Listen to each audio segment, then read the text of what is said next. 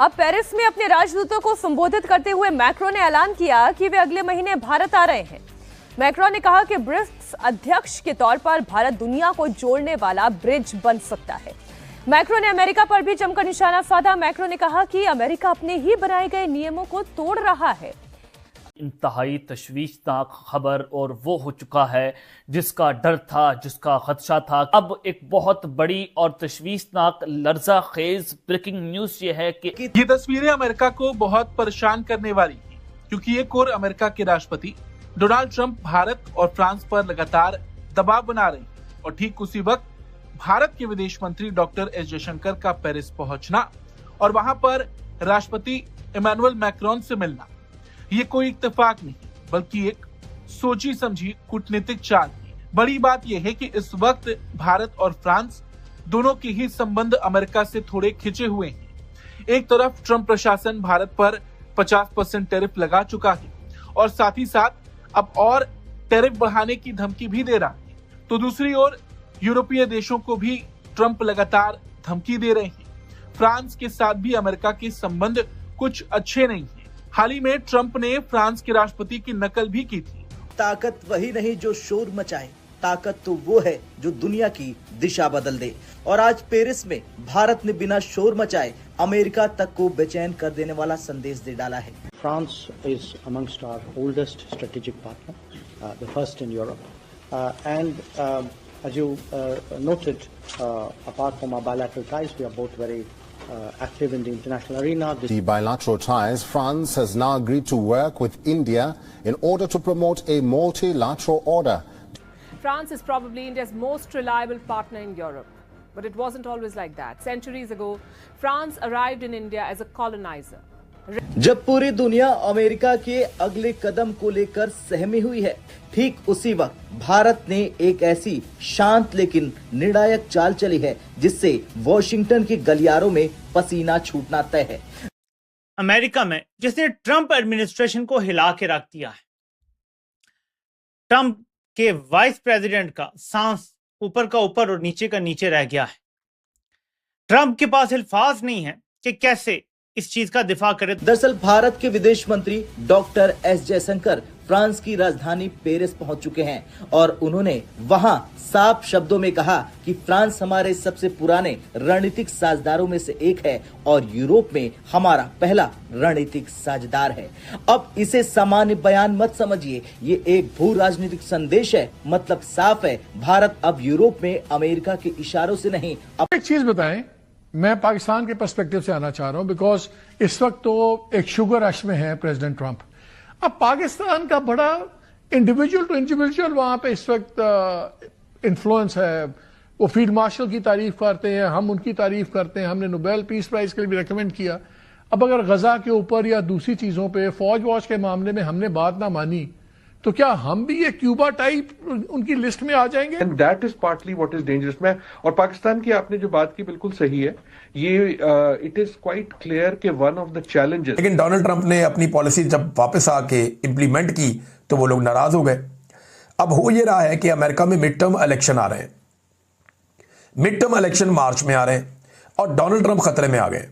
Donald Trump को यह लगता है कि अगर वो इलेक्शन हार गए मिड टर्म इलेक्शन तो उनको इंपीच कर दिया जाएगा और डोनाल्ड ट्रंप ने इस खतरे का इजहार अपने मुंह से कर दिया। नॉर्मली अमेरिकन प्रेसिडेंट ये बात नहीं करते कि मुझे इंपीच कर दिया जाएगा।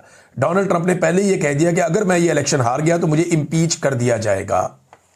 मिड टर्म इलेक्शन में जो सर्वेज आ रहे हैं उनमें डेमोक्रेट्स की कुछ थोड़ी सी बेहतरी दिखाई दे रही है, जबकि रिपब्लिकन्स क्योंकि वो गवर्नमेंट में हैं और मल्टीपल इश्यूज हो चुके हैं, कुछ ऐसे स्कैंडल्स सामने आ चुके हैं और कुछ ऐसे इश्यूज हैं अमेरिका के जिन पे डोनाल्ड ट्रंप ने वादे किए थे लेकिन वो काम हुआ नहीं, तो अब लोग थोड़े से खाइफ भी हैं।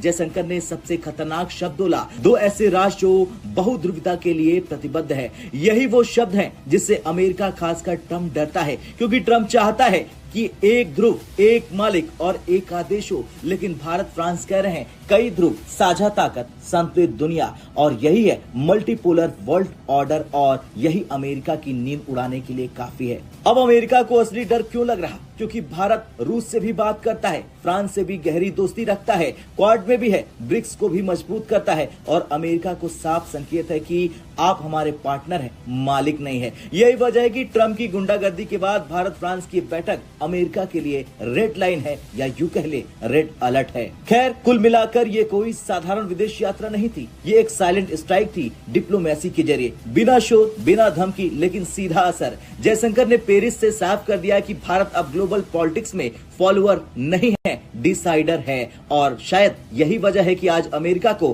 भारत से सबसे ज्यादा डर लगने लगा है। और ये चीज ट्रंप को ले डूबेगी, मैं आपको बता रहा हूं। ये बहुत बड़ा वाकया है जो हो गया है, क्योंकि बाकी चीजों को डाउन प्ले किया जा सकता है, कोई कलर का बंदा हो, कोई इमिग्रेंट हो, ये वो डाउन प्ले हो जाता।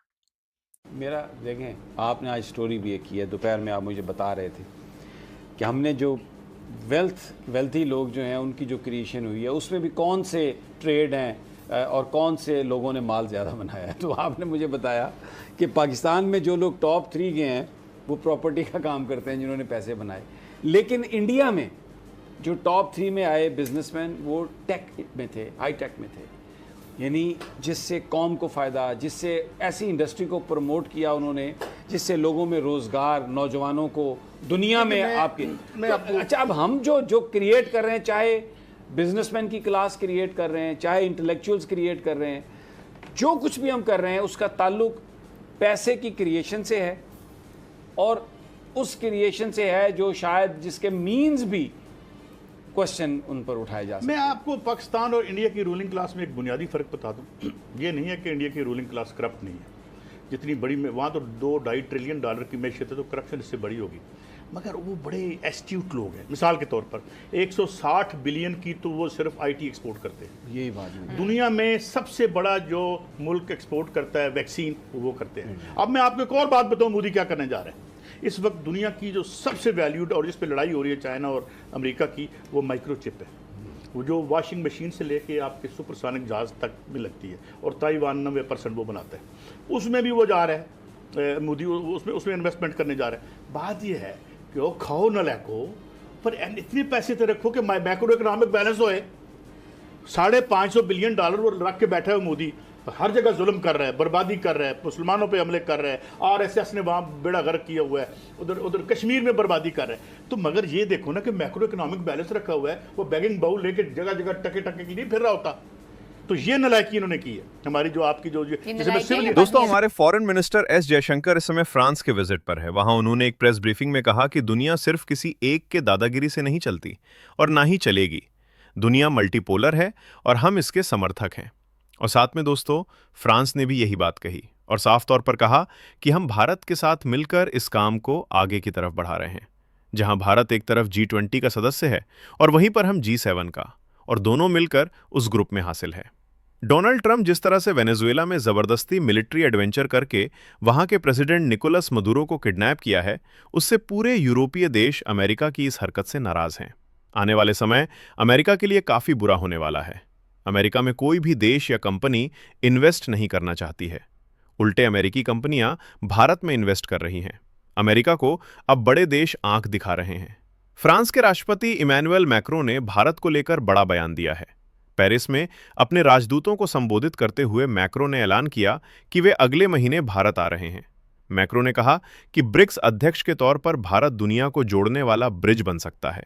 मैक्रों ने अमेरिका पर भी जमकर निशाना साधा और कहा कि अमेरिका अपने ही बनाए नियमों को तोड़ रहा है। एस्टैब्लिशमेंट है जो आपकी, इसलिए हम जो है आज वो अभी मेरे साथ थे इशफाक हसन खान साहब, वो कह रहे थे कि मैं आपको फिगर देने लगा। मैं हैरान रह गया। पिछले 4.5 सालों में रुपए को डिवैल्यू करके $135 बिलियन का नुकसान हुआ इसमें। ये नलायकी 135 बिलियन, यानी वो जो वार ऑन टेरर है पूरी, उसमें $200 बिलियन का इंफ्रास्ट्रक्चर बर्बाद हुआ। 100 बिलियन क्लेम किया जाता है कि 200 तक, वो कुछ 100 की बात यार 4.5 साल में। अच्छा, ये आपने 135 बिलियन सिर्फ इसकी कमी में। और आप मुझे माफ कर दीजिएगा, मैं ये बात कहने लगा हूँ, ये जो आपने बिल पास किया था इसका स्टेट बैंक का, ये नहीं कर, स्टेट बैंक का बिल आप पास करते, लेकिन जो स्टेट बैंक का गवर्नर है उसको अकाउंटेबल ही तो बनाते। वो कहते हैं जब ये जब पास हो रहा था पिछली हुकूमत में, हमने बहुत शोर डाला था कि भाई ठीक है, लेकिन अब स्टेट बैंक का जो वो कहते हैं IMF की ख्वाहिश थी, बाहर बैरूनी ताकतों की ख्वाहिश थी। IMF 190 मुल्कों के साथ कारोबार करते हैं, लेकिन मगर ऐसे नहीं करता। आपके अपने रूल्स होने चाहिए। मतलब he should be accountable to us, he should B